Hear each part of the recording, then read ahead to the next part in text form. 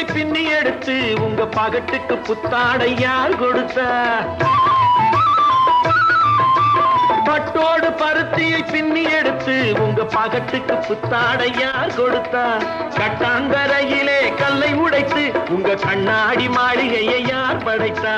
கட்டாந்தரையிலே கல்லை உடைத்து உங்க கண்ணாடி மாளிகையை யார் படைத்தா? ஆக செல்லம்மா சொல்லம்மா கண்ணம்மா கொஞ்சம் சிந்தித்தால் மன்னித்தால் என்னம்மா?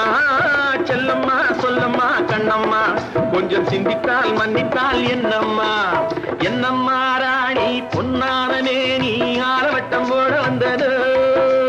ஏறி வந்த ஏணி தேவையில்லை என்று ஏழை பக்கம் சாடுகின்றது.